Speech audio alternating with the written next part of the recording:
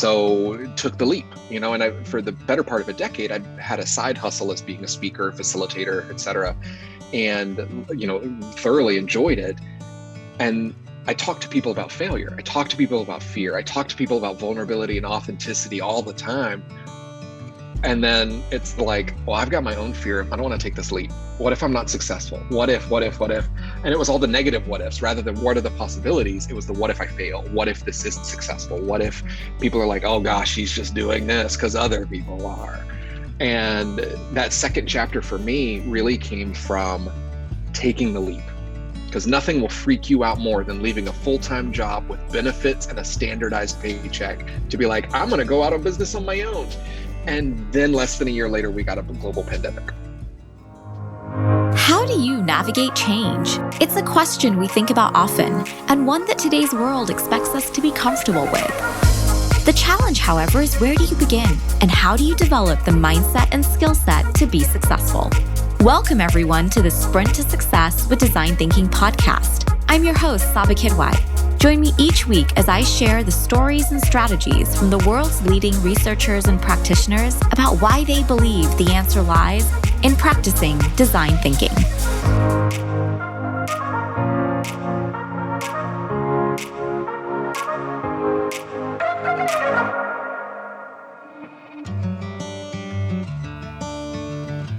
The changes we've experienced over the past year have provoked a series of questions and feelings for many of us about the ways in which we live and work, and it's also provided an opportunity to pause and reflect on our priorities. One of the questions I've heard many people wondering is, how fulfilling is my life? Are my priorities in line with my purpose? Do I enjoy the work that I used to do? Are there new types of opportunities I would like to explore? These used to be questions that were a luxury to even wonder about. But today, with the rise of the internet and many of our social media platforms, it's democratized our ability to design what we want our life to look like. The challenge, however, is how well prepared are we with the mindsets and skill sets to navigate these choices, leverage these different platforms and technologies to actually design what that journey looks like. In The Second Mountain, a book by New York Times columnist and best-selling author David Brooks, he shares, every so often you meet people who radiate joy, who seem to know why they were put on this earth, who glow with an inner kind of light. Life for these people has often followed what we might think of as a two-mountain shape. They get out of school, they start a career, and they begin climbing the mountain they thought they were meant to climb. Their goals on this first mountain, he says, are the ones our culture endorses: to be a success, to make your mark, to experience personal happiness. But when they got to the top of that mountain, he says, something happens. They look around and find the view unsatisfying. They realize this wasn't my mountain after all. There's another, bigger mountain out there that is actually my mountain. And so they embark on a new journey. On the second mountain, life moves from self-centered to other-centered. They want the things that are truly worth wanting, not the things other people tell them to want. They embrace a life of interdependence, not independence, and they surrender to a life of commitment. Today, I'm talking with Dan Faill as he shares his story with vulnerability and humor, recounting what it was like to discover and embark on the journey of climbing his second mountain. Dan is an accomplished storyteller and international speaker. Having worked for over a decade on college campuses advocating for safe and positive student experiences, Dan now travels the country as a full-time speaker, coach, and consultant, engaging audiences in hard but needed conversations. Dan shares personal stories that engage and inspire others to be their authentic selves and be brave enough to have the conversations that matter. I begin by asking Dan to share how he discovered what his second mountain was, or as Dan calls it, his second chapter, and what it was like to make that transition.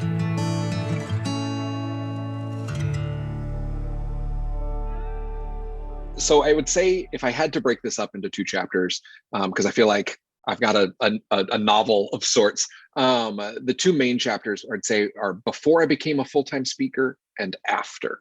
And so before, I can give you all of the like nitty gritty, like born and raised in North Carolina and went to undergrad and then went to grad school and like all the things.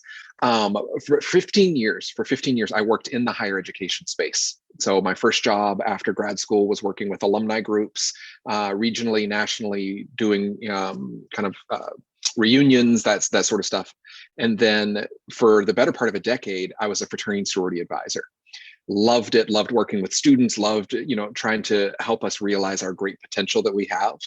And then I had a small stint back into the alumni world and kind of realized one day that I didn't like working in a cubicle, which is where I was based. Was just not a fan. I loved the people. I love the people that I worked with. I loved, the people that were volunteers that I was able to work with. Nothing sucked my soul like a cubicle. And then on top of that, there were some, we'll call it differing opinions on work-life balance that I had with my supervisor. Whereas I was like, I would like to go see my daughter's softball game. And I would be questioned, is that important right now? This is like, my job is not my life. Like that is part of my new philosophy. And so part of that was, it wasn't feeling fulfilled. I again liked the people, didn't like the work. And I think that showed up in many different ways, physically, emotionally, et cetera. And I kind of realized one day I just couldn't do it anymore. There was a straw, and I'm happy to jokingly tell you about that straw later.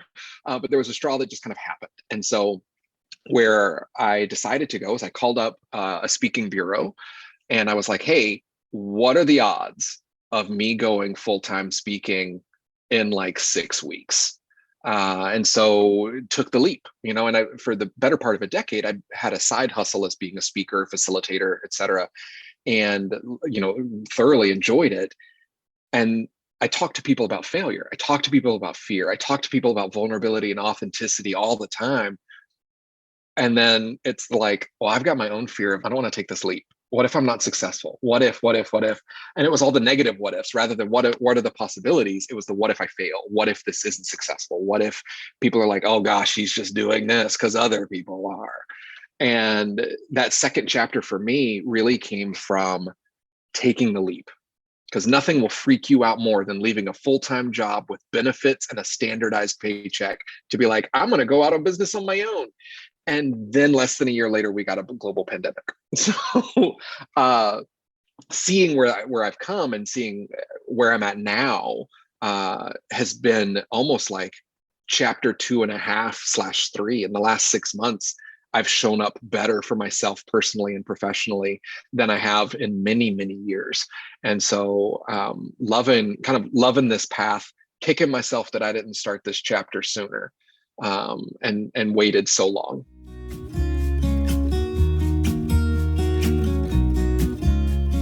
It's hard to even remember what the world was like in fall of 2018. But for Dan, it was the year he made the decision to climb that second mountain or start a new chapter, as he says. One thing that definitely wasn't on his or any of our radars was a global health pandemic that was going to come in 2020. I always appreciate hearing people's stories, especially when they share them with such authenticity. Last week, Brant Menswar emphasized the importance of knowing our values to guide the decisions we make. He highlighted how too often we make decisions based on other people's ideas and goals versus our own. As David Brooks would say, that's what gets us stuck on that first mountain. Dan highlighted this as well. And while we often hear how Gen Z are the generation that want to live a life of purpose, the truth is we all do. We just didn't all have that luxury growing up. Dan's story, though, is evidence that it's never too late to climb and think about that second mountain. Dan shares that often when we're making these decisions, we think of all the things that could go wrong, instead of all of the things that could go right. And the truth is, there will be things that go wrong. It's our mindset, though, towards these challenges that ultimately will allow us to persevere. And I imagine that resonates deeply with many of you right now. So I asked Dan to tell us what the early months of the pandemic were like for him at a time when conferences across the globe were being canceled.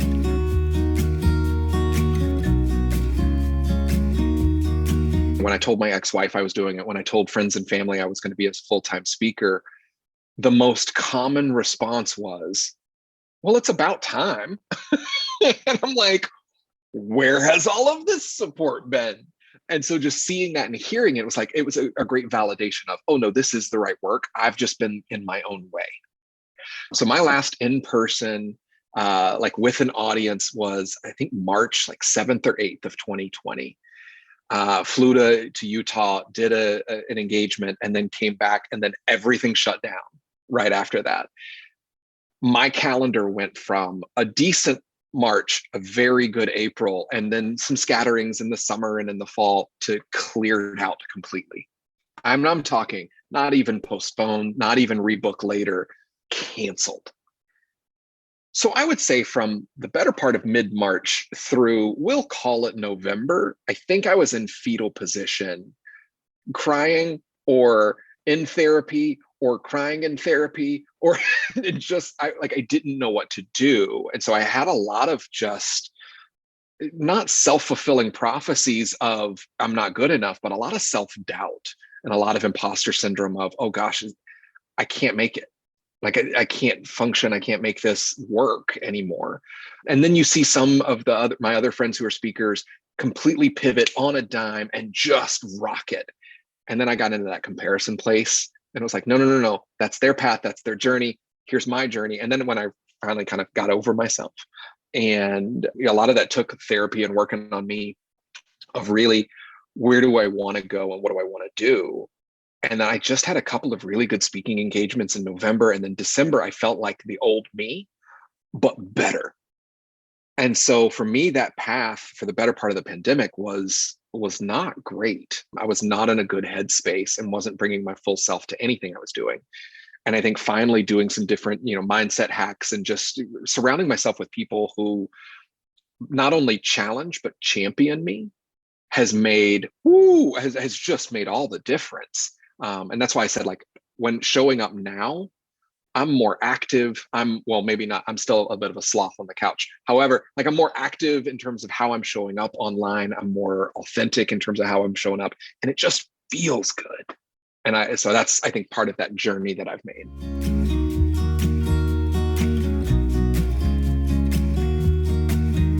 Dan shares that ultimately he was the one standing in his own way. It makes me wonder, as we think about that second mountain and all the things that could go wrong, or all the reasons why first we've got to do this one more thing. Is it really those lists and those fears, or are we just in our own way? Seth Godin calls this voice your lizard brain, and learning to recognize it, learning to quiet it, is essential. Dan shares that one of the best ways he did this was by surrounding himself with people who both challenged and championed him. And I love that he shares that dynamic, because too often we have people around us, what I call the rah-rah people. They're great. They cheer you on. They tell you how great you are. They're the people that tell you that outfit looks great when perhaps it really doesn't. Well, what you really need is someone who can balance the commentary, somebody who knows your strengths, who can tell you what's going well, what's working well, and where you could be stronger and how you could keep growing. Differentiating yourself today as a speaker is no easy task. Yet watch any of Dan's videos or read what people say about him, and you'll see why his friends and family were telling him it's about time you made this transition. Dan doesn't just show up and speak. He's there to design conversations that matter. So I asked him to tell us more about what this means and how he does this.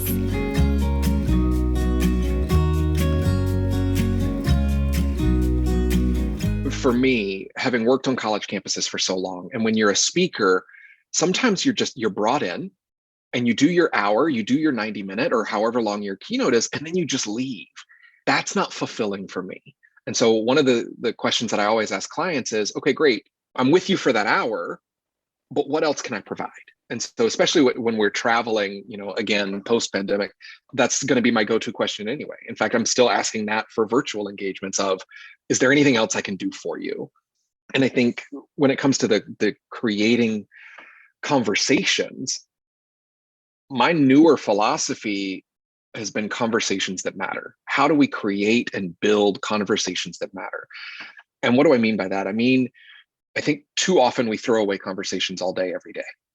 Thousands upon thousands of potential great connections and conversations are lost because it's the, hey, so how about, like, how are you? And if you just say fine or busy, and then I'm like, okay, cool, me too. That is, I threw away an option and a possibility for us to really dig a little deeper. Well, what do you mean you're just fine? Like, fine is not a feeling. So what do you mean by this? Oh, you're busy. Okay.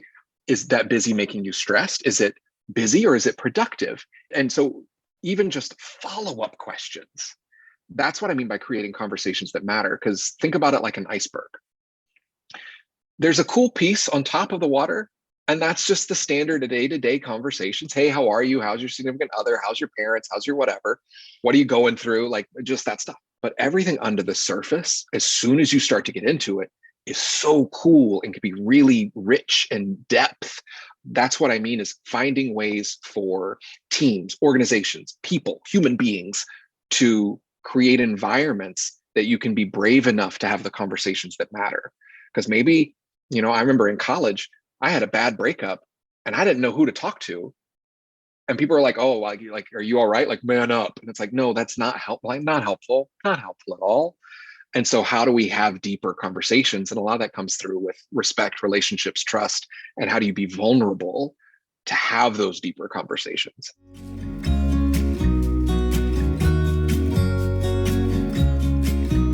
Dan's given us some deep thinking to do. Think about the conversations you had today, or the ones that perhaps you're going to have later. What conversations are you throwing away? What opportunities to build relationships are you throwing away? How do we create and build conversations that matter? 2020 showed us that many conversations we had brushed to the side reveal the consequences of what happens when you don't take the time to have those conversations that matter.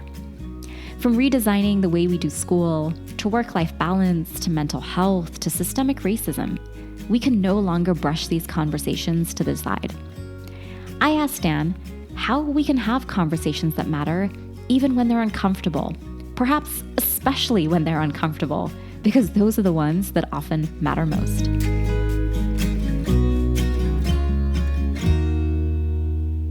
I think any conversation done the right way should be uncomfortable if we're going to learn and push ourselves, right? Family conversations can be uncomfortable. Why aren't you having kids yet? Maybe because I don't want them. Right? Like, there's lots of types of conversations that we could have. So, like, strategies, you're never going to, like, if you and I first met, I'm not going to be like, hi, my name's Dan. Oh, Saba, it's nice to meet you. Hey, what's your biggest fear? like, tell me about a time that scares you. Like, I'm not going to start a conversation that way. But if I were to start a conversation with, do you have any siblings? Because then based off your answer, I could follow up and say, oh, you're an only child. I was an only child for about 10 years. And now I've got 3 little brothers. And then, like, you can unpack family dynamics. Or maybe one of my random questions, and I tend to phrase things of, I'm really curious about this, right? Because if I phrase it within a curiosity, it doesn't feel intrusive. And if you're not comfortable answering, and be like, well, I'm not really comfortable. It's like, okay, cool. I was just curious, like, no big deal. And so, hey, I'm curious, what's your favorite holiday and why? I'm curious, what's your favorite show to binge watch? What's a hobby that you have that, or if you could learn an instrument just in the snap, what would it be? Because that gets people talking. And if I can get you talking about either your own history, your own past, your current status, or maybe like a passion project, hobbies, what you're interested in, you light up in a different way. And then you show up more authentically you, in which case I can follow up with other questions.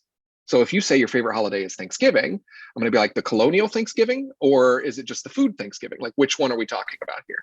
We can unpack that, because if it's couched within a DEI, diversity, equity, inclusion space, and you say Thanksgiving, I'm going to throw out that joke, because, like, I'm going to use that joke specifically, because then I can talk about, well, let's talk history of this holiday and why breaking bread was really stolen bread, right? Like, what all that looks like. And you're 100% right. In this day and age, currently, and 2020 showed us and pulled back a lot of layers of that onion of society. And so there's a lot of tears and a lot to work through. And I think, post George Floyd, there's a reckoning that we've had to have. And some of my friends who are DEI speakers are having incredible years, or the year, because they're busy. and they're being productive and they're engaging communities. I think where I still find a lot of frustration is when people chime in on Facebook and they're the armchair referees, or they're ones that are like, well, Dan, why are you even doing this work? You're white. And I was like, well, yeah, it's because I'm not racist. And then the person's like, well, I'm not racist either. I'm like, yeah, but you're also not anti-racist. So like on the spectrum of racism, it's not like it goes anti-racist and then there's a gray area and then it's like a Karen and then the KKK, right? Like that, there's not a spectrum of that. You're either somewhat racist or anti-racist, and like helping people understand those moments of education and not coming at it from I'm right, you're wrong, although that used to be my approach. I think coming at it from let's have this conversation because this conversation matters. So let's have this. Help me understand where you're at. Oh, like I'm colorblind. I don't see color. Okay. Because you're dressed today and everything matches. So you do see color. So we can't use that as the litmus of, oh, I'm not racist because I don't see color. And helping people unpack through hopefully very real types of conversations that don't feel judgmental.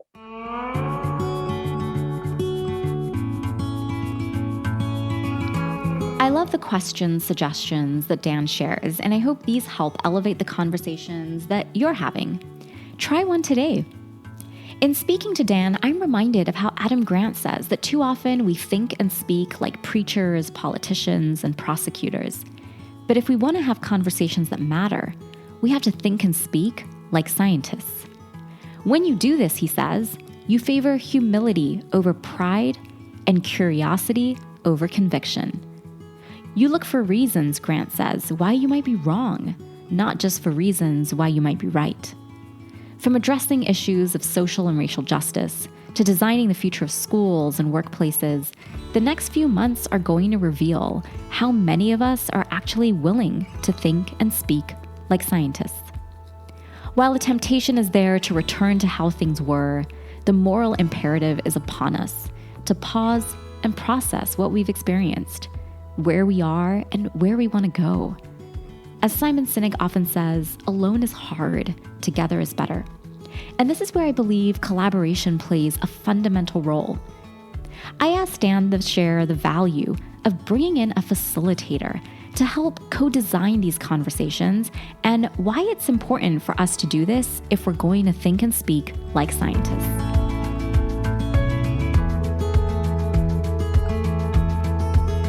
It's extremely important, period. Why is it extremely important? You need someone who maybe isn't an expert. You need someone who can facilitate a dialogue so maybe it doesn't feel one-sided. And I've only ever blocked one person on Facebook from how they came at me and then came at my friends, how they approached this concept of anti-racist. And we went to college together, and there was a lot of just commonalities that he and I shared. But then at some point I was like, man, this is not productive for anybody. And there are a lot of people who are like, I'm just ready to sip some tea and watch Dan argue with people.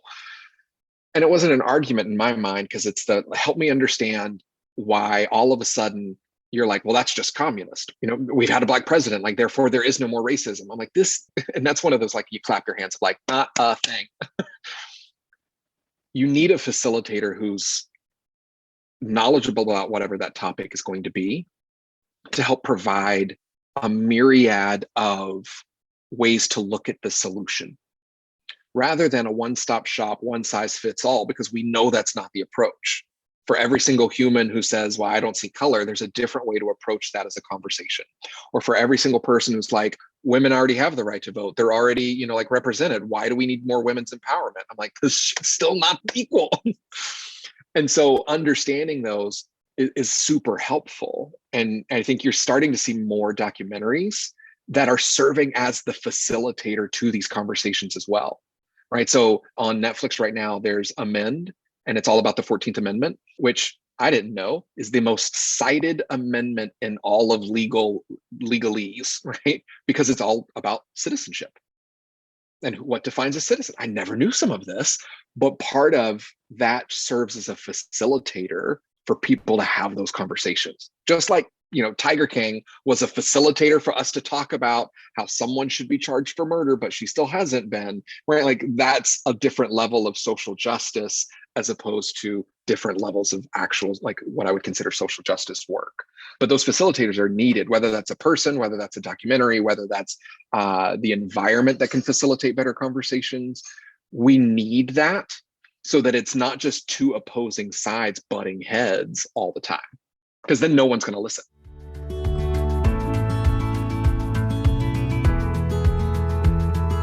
I particularly appreciate how Dan highlights the benefits of bringing someone in who isn't an expert in your topic or in your industry. Coming to the conversation and designing with a beginner's mind creates a much more inquisitive dynamic that ultimately deepens our thinking, allowing us to examine existing practices and design future ones by ensuring that we're asking the right questions so that we're solving the right problems. Dan also highlights the importance of designing conversations that allow for us to be vulnerable. I asked Dan about how vulnerability fosters a culture of trust and why this is important for organizations to consider.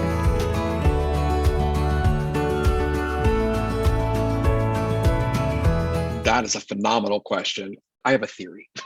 and you and I have kind of talked about it prior to this, but I have this theory, and it's all around the phases of failure. But it's a similar one. It could be the phases of trust, phases of change, whatever. I just put failure at the top because when you grow up with the last name Faill, you got to have some sort of a failure keynote or leadership concept. I do believe that vulnerability is the foundation upon which everything is built. I say that because when you are vulnerable, you are sharing about oneself. If I am going to share about oneself, then there is an underlying assumption of trust. But I think that there's an underlying assumption that you're not going to use it against them because there's a rapport that's already built. Now, I talk to thousands of people a year, whether that's virtually or in person, and I'm super vulnerable because the reason that I'm open and I'm like, let me share some stories about when I sucked and I was not a great person and when I failed. Because if I can model that and show how easy it is, then you might trust me or trust in me to continue that conversation. So I think vulnerability is the foundation upon which all relationships that are successful relationships, whether that's a work relationship, an interpersonal relationship with family, like whatever that is, vulnerability has to come there. And if it's not going to be vulnerable, then is it really a good conversation? And so in those phases, right, like if you're more vulnerable, then that's going to open people up to creativity. And so when people are creative, right, think about it, when you're vulnerable and you share something, that might spark this piece of like creativity in someone else of like, oh my gosh, I could share this part. And when you're more creative, you open yourself up open to more possibilities.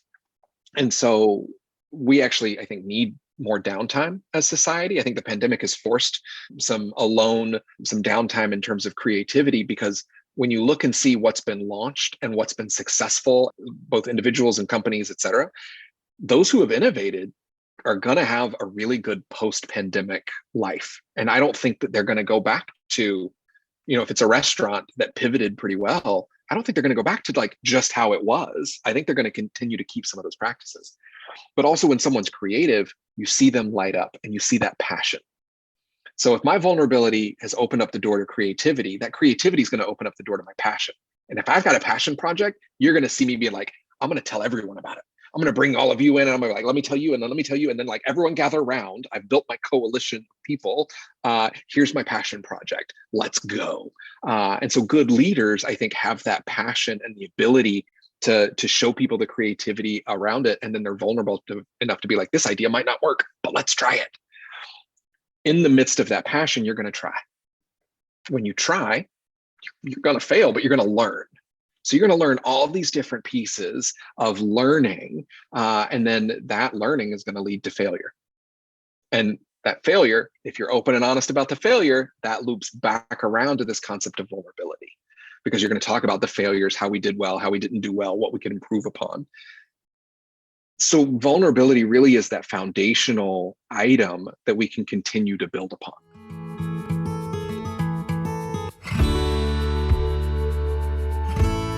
We often talk about learning from failure, but I love the detail with which Dan shares what that journey actually looks like. Dan reminds me of one of my favorite quotes from Charles Schwab, who says, "I consider my ability to arouse enthusiasm among men the greatest asset I possess. The way to develop the best that is in a man is by appreciation and encouragement." That enthusiasm, that encouragement and appreciation creates a culture where we feel safe being vulnerable, creating the trust that can open up our creativity, allowing us to take risks and lead to endless possibilities. This is no longer a luxury, it's a necessity. One of the conversations I've been enjoying listening to lately has been with Brian Fanzo on Clubhouse, who often discusses how today we live in the creator economy. But finding our place within that requires the very things that Dan is speaking about. As Dan shared earlier, one of the greatest mindset blocks we have to overcome is that of our own inner voice. He reminds us that once we build that momentum with our tribe and try something new, even though the outcome might be unknown, one thing that is going to be guaranteed is that we're going to learn together. And the earlier we do this with people, the better off we're going to be as a society. One of the best ways I've heard this be reframed by Brian Fanzo, who creates a gut check moment when he says, instead of thinking about how people might judge your work and ideas, consider who is missing out by you not sharing them. I tell Dan as he's speaking about all these ideas around vulnerability, trust, and safety that I can almost imagine a pyramid in my mind. And he says he already has one, so I've linked it for you in the blog post. He says there's one more element that we need to consider, though, that ultimately holds all these pieces together. Well, don't keep us in suspense, Dan. Tell us what it is.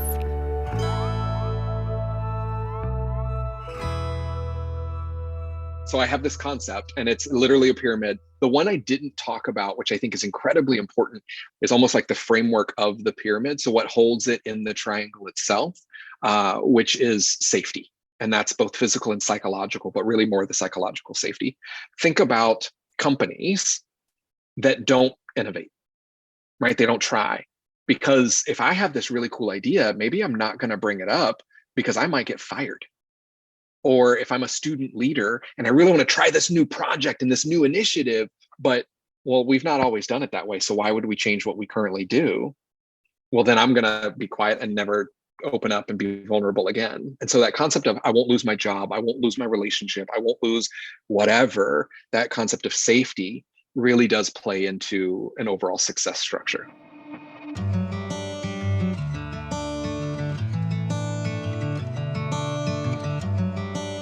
Yeah, so well, safety would be the overall like glue holding the entire pyramid together, right? So because you can't go from like one spot to another if you don't feel safe. So if I share and then it's like, great, let's be creative. Or if I'm vulnerable and then it's like, hey, let's get creative, but I don't feel safety in terms of my ideas, then I'm not going to open up. Because if people are like, well, your ideas are stupid. Oh, well, I'm just not going to share my ideas anymore. So again, that safety piece comes in at every single layer.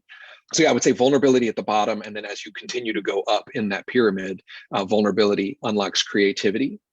And that creativity gets those ideas and that passion going. And then from passion, you go to learning because you're learning new things. And then that learning, you're going to learn how to fail. And then again, it's almost like that recycle of vulnerability and failure.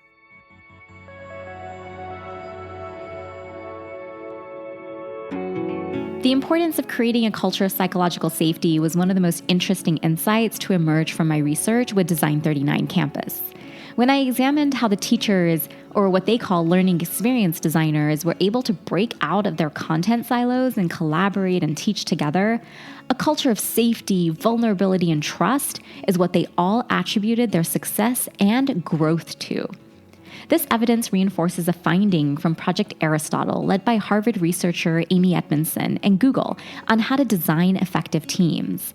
Oftentimes, the research shared, the assumption is that you need your highest performers to come together to have great team performance with great outcomes. However, they found that it was not the level of performance that differentiated successful teams from non-successful ones. Rather, it was the behavioral norms that the teams developed. I asked Dan, for those organizations that want to have conversations that matter and want to create a culture of safety, what framework or activity does he recommend they begin with?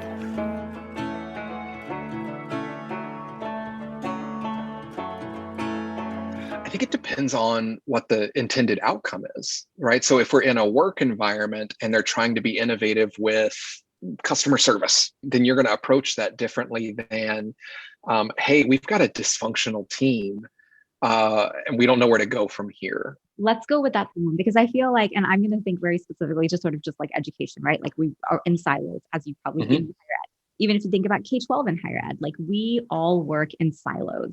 Even if you think about how teachers work, right? We're all teaching our own subjects and our own time blocks. So let's just call that dysfunction. And let's look at it from that lens. And what advice might you give to people in those scenarios, because so many people are in them? So I'll use the student approach. So for the K-12 and higher ed space, a position that I had for a couple of years as a director, I gave a presentation because it was like, what's the state of, the students that you work with? And I remember saying, I was like, it's important that we all acknowledge that these are not my students, right? I have 2 kids. All of these other students, not my kids. They are ours as an institution, right? And my students that are in this one program are also in your program. So they're not just my students, they're our students. And so that's, I think, how we can also frame language, which is why language is so incredibly important of how we phrase it. So is there an activity? It just depends on the group. But a lot of that comes back to what are you willing to model and what are you willing to put out there as the facilitator, the speaker, the consultant, whatever that role is. How willing are you? Now, one of the first things I do before I step foot on a campus, before I step foot in an office, before I do any of those consulting works is a phone call, a Zoom or whatever with whomever's paying to say, how vulnerable, how honest, how like legitimately deep can we go? And a lot of that comes back to understanding where they're at as a culture. Because like you said, if they're at a severely dysfunctional, that team captain or director or whomever might think that they are completely fine. And it could be a hot mess express. And so part of that is going to be the questions that you can prompt to get the contact or the director, or even maybe it's the director's like, we got a lot of work to do. And the people at the very bottom are like, but it's fine. There's a disconnect. And so identifying part of that. One of the activities that I love, and this is usually after doing some work with them, is did you ever watch, or have you ever seen reruns or whatever of Inside the Actor's Studio? No, I haven't. Okay. So it's this great, it's in essence a facilitated discussion conversation where the host sits in one chair and is asking, questions. And some of them are random off the wall questions, but some of them are, tell us about a time when you didn't get a role and you're glad that didn't happen, or you were passed over for a role and then they came back to offer it to you, right? Like, and it's all actors based, but then, in the other chair, it's a famous actor or whomever, and they're answering those questions. I've only been able to do this a couple times because I came up with the idea and then poof, pandemic. But doing a similar interview with a CEO, a president, a COO, a director, a vice president, whomever that is, of quote unquote power, to break down and humanize them. Now, there's a lot of willingness that has to happen on that individual's, radar. But at the same point, if I can showcase that they are human and that they are also scared of underperforming and that they also have all this on the line, then not only have I humanized them, but I've given them something to think about of, why am I not asking my own employees some of these questions? And that, I think, again, opens up the vulnerability piece of, wow, I've never shared some of this with people who work for me / with me. And just imagine how great of an environment that could be if you had actual conversations rather than just water cooler gossip or no conversations at all.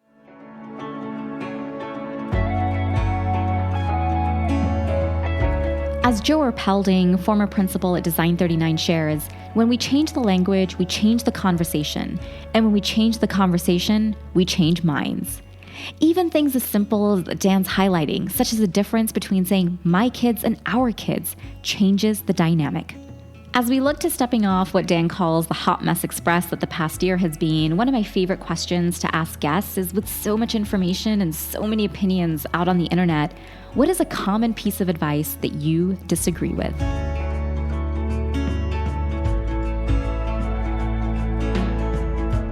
I'll say 2 phrases, but they're related. Do your research, Google it. Google, great, to house the world's information, right? Like that's their mission statement, to be the hub of world's information. There's a lot of misinformation there too. So I'll use DEI work, right? So in the wake of George Floyd, Breonna Taylor, let's go reverse, Trayvon Martin, and years ago, in the wake of all of these racial injustices and killings, a lot of what I would hear is, well, I mean, just be a better ally, Google it. Well, if you Google, you could be led down the wrong rabbit hole. And so that is one that always just irks me. Now, let me also be clear. It is not up to those who are in the minority role to educate those in the majority role. Okay, that's like point number one. However, I do think there's some sort of path or guidance that some need. So I can't, if I'm not supposed to function in a common state of ignorance and just a continual state of ignorance, then I need to be pointed in the right direction. Because there's some great books out there, but there are some that might not mesh with me. So rather than just being like, here's the white fragility book, read this book. Okay, what if I don't like to read nonfiction books? Is there a show? Is there a podcast? So providing multiple resources, like I've got a lot of friends who do that work. If you want someone who really knows it, I'm going to introduce you to Jen Fry, Sarah Lowry. I'm going to introduce you to Justin Jones-Foster. I'm going to introduce you to people who live and breathe this work, who can provide you better resources than myself that hopefully are going to be impactful and meaningful to you. So the whole like Google it thing, we got to retire that. I love it as a resource, but it is not the end all be all of the correct information to create social justice change or just general pieces.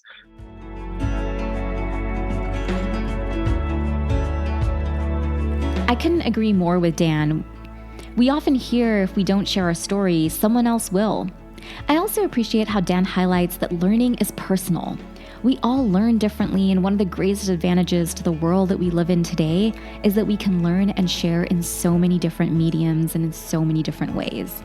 So another question I've recently been enjoying asking guests is, when thinking about organizational change, what do we need to unlearn?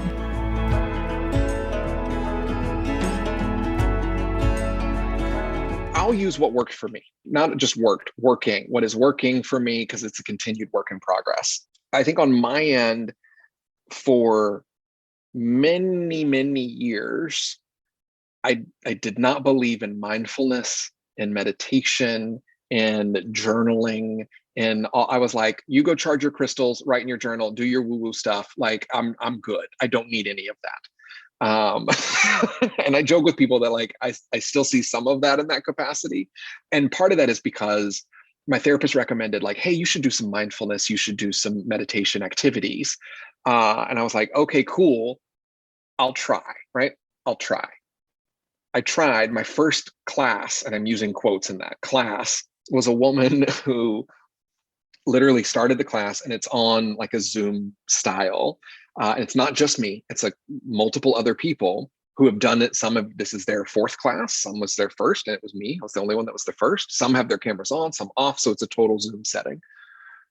And her whole thing was, okay, everyone, right, with the calming voice. All right, everyone, I want us to go ahead and gently close your eyes and find your inner sunrise and bask in the warmth of that sunrise. And every now and then I'm going to, and then she pulls out a freaking gong and rings it like gong, right? Like rings it and then says, peace. And I'm like shaken every time that she rings this damn gong. And I am like in my head of meditation and mindfulness is stupid. And if this is what it, and like one woman is having a legitimate like breakdown or breakthrough, I couldn't tell. And I'm here sitting of like, I don't get it. And we did 3 15-minute sessions of that. Any mindfulness practitioner worth their weight will say like, if you're a beginner, try it for 1 15-minute session, not 3 15-minute sessions, almost back to back in the span of an hour. And so I continued, and this was, by the way, late November 2020 when I was doing this. I talked to my therapist. I was like, I can't go back to that class. I will try it again. I tried it one more time. I was like, I can't do this gong. I can't do the piece. I can't, like, my mind is too many different places. I then signed up for how to, be more engaged on and how to leverage media and do all this. Well, the first activity they did are all around mindfulness. And in my brain, I'm like, oh, great. I roll all the way through the back of your head. And what I realized is I've been in my own way for the better part of 30 plus. I mean, I'm 40 now. So for the better part of like actually identifying myself for 15, 20 years, like I've stopped myself. So if there's a practice that I would love for people to stop doing, it's to stop selling ourselves short. I would love for us to acknowledge that maybe in our current friend group, we're just not being supported the right way. Or maybe in our environments, we're not being supported the right way. So finding ways to get that cohort, get the group, get the people who are going to uplift and challenge you and support you along the way. But really it's those who aren't just going to say like, well, find your peace and find your gong and your inner sunshine, like not those people, or maybe that is your tribe, which is fine. Like those aren't my people, but they could be someone else's people. And finding that and being okay with it, because what I realized is that my experiences were valid. I had just never been really validated. And so if you can understand and show up as you, authentically, vulnerably, etc., and not let yourself get in the way. I've talked myself out of so much progress. And like I said earlier, when I finally said, hey, I'm going to be a full-time speaker, family, friends, people, oh, about time. We were wondering if you'd ever do this. I never knew that's how they felt. I also never asked them. But then also reverse, like I stopped myself when I wanted to do it over a decade ago.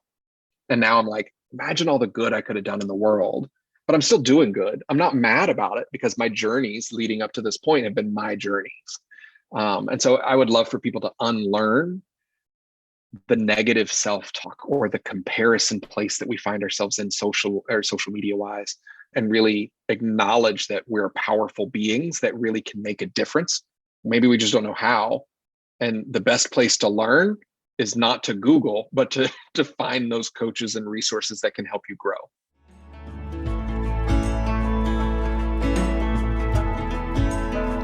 I love when guests bring us full circle, as Dan just did, having us reflect what and who is really in the way.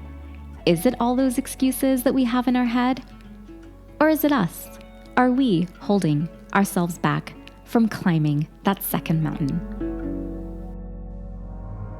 It's your turn to join the conversation by sharing what you enjoyed or what questions you still have.